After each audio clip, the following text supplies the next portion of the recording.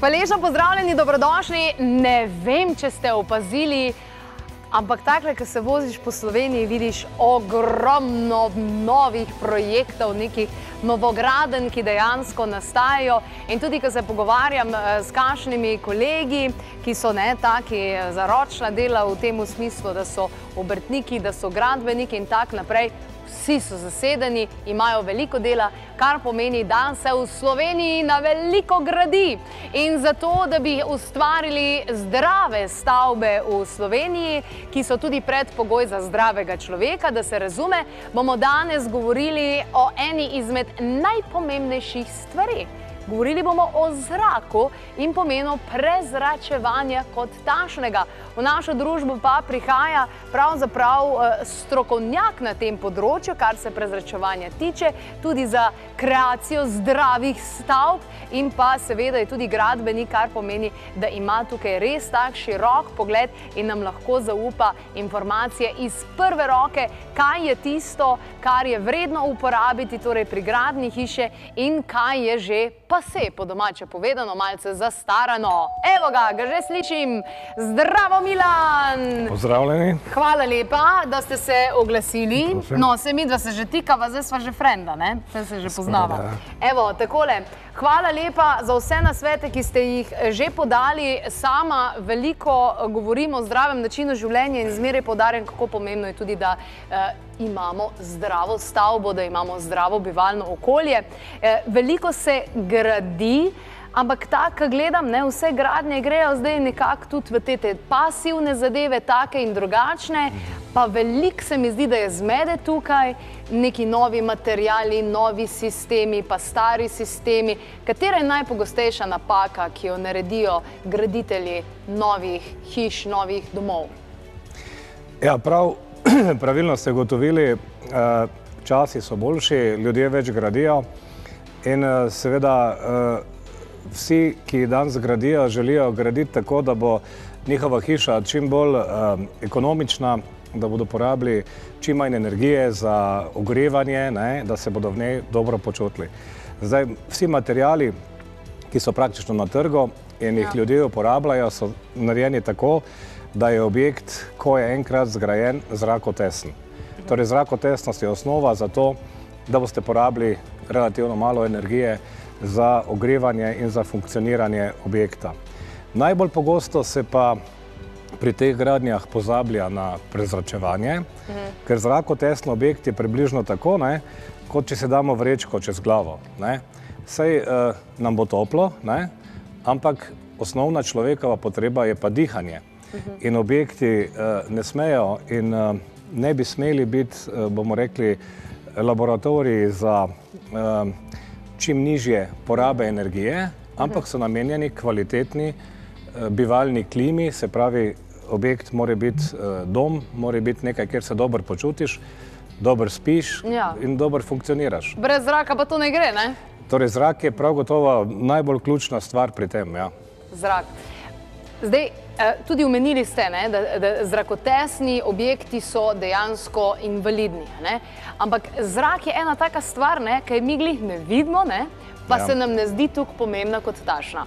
Ampak sem pa zasledila v mnogih hiših, ki imajo en tak, jaz se upravičujem, jaz se izražam po domač, ker tukaj tega, tak nek ror na sredini, pa v estrikih veliko nekih te lukn, pa cevi, pa vsega ostalega, se pravi, to rabimo. Ne, niti slučajno. To, kar ste vi povedali, to so centralni sistemi prezračevanja, ki so bili v zadnjem desetletju do pred nekaj časa torej edina rešitev za prezračevanje objekta. Zdaj je ta zadeva pase, se pravi zastarela, neprimerna za vgradnjo. Ampak še vedno delajo to? Seveda delajo. Slovenija pač zaostaja za razvitimi državami Zahodne Evrope približno 10 let v kontekstu razmišljanja projektantov. Mi imamo tu cel kup enih projektantov, strojnih inštalacij, ki so se pred 30 leti v šoli nekaj naučili in bodo do penzije zagovarjali stare rešitve. Če bi šli pa malo pogledati po tujini in bi sledili novim trendom, bi pa ugotovili, kar ljudje že sami ugotavljajo, da se prezračevanje seli v obod stavbe, da so novi sistemi bistveno cenejši, enostavnejši za uporabo, bolj zdravi in zrak prehaja v notranjost objekta direktno skozi kratke cevi in ni tistih 100-200 metrov nekih kanalov, da potem predno pride zrak do otroške sobe, je šel skozi enih 17 ovinkov, pa 150 metrov cevi, v katerih se ustvarja kondens, mikroorganizmi in podobna nesnaga. Pa še grdo zgleda. In potem to dihaš, pa še grdo zgleda na koncu koncev tako. Ok, se pravi, danes govoriva o sodobnih rešitvah, smo v času zelene tehnologije in dejansko je tudi tukaj ena taka fajn rešitev. Se pravi, kratke, kako se pa reče to, kar je boljša alternativa? Absolutno, edina alternativa za bivalne objekte, zdaj ne govorimo o kliničnih centrih in o nekih javnih objektih, ker je potrebno imeti izmenjave 30 tisoč kubikov na uro in podobno. Govorimo o bivalnih, o stanovanjih, o hišah. Tu je absolutno edina možna izbira decentralni sistem prezračevanja. Mi mu pravimo Lunos, to je Lunosov sistem, ker je Lunos to zadevo patentiral. Pred 70 leti se je to podjetje začelo ukvarjati z prezračevalnimi sistemi in je seveda nadgrajevalo te elemente, tako da v zadnji generaciji teh elementov dosegamo celo slišnost delovanja, kar je zelo pomembno, ker dober prezračevalni sistem ne sme biti moteč. Ja, to me zanima, da ni hrupa, ne? Ne smete ga čutiti, ne sme biti prepiha, praktično sploh ne veste, da ga imate. In to mora potekati kot dihanje pri človeku. Tako potem diha hiša. In zadnja generacija Lunosovih elementov z rekuperacijo dosega slišnost 11 decibelov.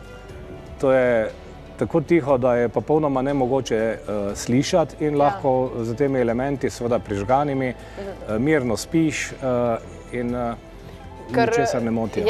Hrup dejansko škoduje človeku, pa potem eni rečejo, ko živijo zraven železnice, se ne slišim več, telo sliši, tako da vsak hrup je dejansko moteč, tako to se mi zdi zelo pomembno. Seveda, hrup je moteč sploh v času spanja, je pa še ena ključna stvar, ki bi jo rad povedal.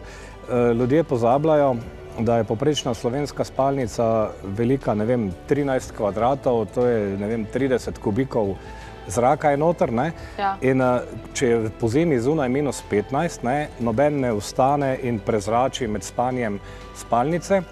Če pa dva spita v takem prostoru, kar je običajno, v 4 urah praktično porabita kisik, ki je potreben za normalno dihanje, za normalno življenje. Se pravi, noben ne bo se zadušil in umrl, ampak vrednost CO2 napram kisiku se poveča drastično in kvaliteta spanja, vpliv na zdravje, dolgoročni vidik tega je absolutno nesprejemljiv. A veste, včasih so bila okna takšna, da je povsod malo zraka noter prihajalo. Zdaj pa proizvajalci okn tekmujejo med sabo, kdo bo naredil bolj zrakotesno okno, bolj izolativno okno. In ko se to zgodi, ko ljudje okna menjajo ali pa ko v novi hiši vgradiš kvalitetna okna, je konec zgodbe. Brez prezračevalnega sistema je hiša invalidna, neprimerna za bivanje in v zelo kratkem času se pojavi plesen, kondens na okno in vsi ti problemi, o katerih sva pa že govorila v prejšnjih oddajah. Pasivna gradnja, pasivne hiše. Se mi zdi, da gre tudi na nek način, da se tudi...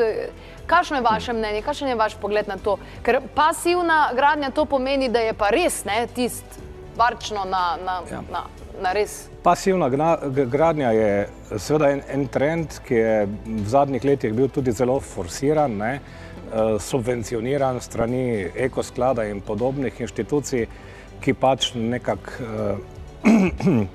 mislijo, da podpirajo tisto, kar se njim zdi dobro. Moje osebno mnenje je, da nikoli ne bi želel živeti v pasivni hiši. Ampak to je moje osebno mnenje. Kako ste pa prišli do tega? Sej ne smemo zgubiti zdrave kmečke pameti. Hiša je nekaj, kjer se moram dobro počutiti. Pomeni, spomladi, poleti odprem teraso, včasih je tudi okna fino odpret, da slišiš neko ptičje petje, razumete? Po zimi, ko pa je mrzlo in si ne želiš, da ti ta mraz prihaja noter, pa za prezračevanje skrbi prezračevalni sistem. Torej, jaz sem pristaš nizkoenergijske gradnje, se pravi objektov, ki so zgrajeni racionalno, kajti pasivna gradnja je zaradi tega, ker je tako pasivna tudi bistveno dražja, ne? In so ti amortizacijski časi tega dodatnega vložka zelo dolgi. Ne? Tako da ena pasivna gradnja z kvalitetnimi materiali, po možnostjo, ne vem, nekimi naravnimi materiali za izolacijo, ne? Imamo konopline, zdaj že izolacijske elemente in podobne zadeve, ki se dajo najti na trgu, je ena prijazna hiša. V kateri fazi novogradnje se dejansko pokliče mojstre, da ti poštimajo ta prezračevalni sistem? Koliko prej moraš to, ker recimo pri zasenčila, moraš prej, ko delaš fasado, že luknje not narediti za te zadeve, ne? Kako pa je s tem, kdaj, v kateri fazi? Ja, gledajte, idealno je, da ko se hiša gradi, mi pravimo nekje, ko pridemo do tretje faze, to se pravi, hiša je pokrita, okna so vgrajena, ni še fasade, ni še notranjih ometov, takrat je idealno, da se naredi en projekt, postavitev ustreznih elementov in tudi prva faza vgradnje. Zdaj, če govorimo o novogradnji, se ponavadi prezračevalni sistem dela v dveh fazah. V prvi fazi se naredijo izvrtine, podometna ohišja, skablira se, pripravi se vse, kar je potrebno in potem se hiša zgradi do konca in zaključimo samo še tako, da se izvede fina montaža tehnike, elementov in priklop ter zagon sistema. Kaj pa, če si pozabil? Če si pa pozabil, je pa tudi za to zdaj poskrbljeno, ker večinoma ljudje več ne uporabljajo tistih zastarelih centralnih sistemov, se da v vsaki fazi ta sistem zinštalirati, seveda z malo več truda, z malo več iznajdljivosti, ampak mi recimo delamo tudi sanacije po tekočem traku, tako da nekje polovico objektov delamo novograden, polovica pa takšnih, ki so ali pozabili, ali pa objekt sanirajo po ne vem kolikih letih že. Prepozno zvedli, ne? Ne pozabili, prepozno zvedli. Prepozno zvedli, pozabili, včasih šparali na nepravem mestu. Jaz pač vedno poudarjam eno, pa bom še zdaj izkoristil to priložnost, ko ljudje gradijo nov objekt in so pred vselitvijo, je vedno premalo denarja ali pa začne kopneti in na koncu so vedno v škripcih. Rajši kot nek novi kavč ali pa neko sedežno, kakšne pol leta ali pa leto sedite na starem, pa si uredite kvaliteten zrak v objektu, da boste normalno živeli, dihali, spali, pa boste potem ta kavč kupili, ker tu nekje govorimo o taki vrednosti. In je malo preveč banalno, da imaš super opremo, ki potem skoraj da plesni v objektih, ki so stari leto, dve. Mi najdemo takšno plesno včasih, da ljudem v omarah imajo zelene pasove od plesni, torej osnjen pas je zelene barve od plesni v novem objektu, zaradi tega, ker ni bilo urejeno prezračevanje.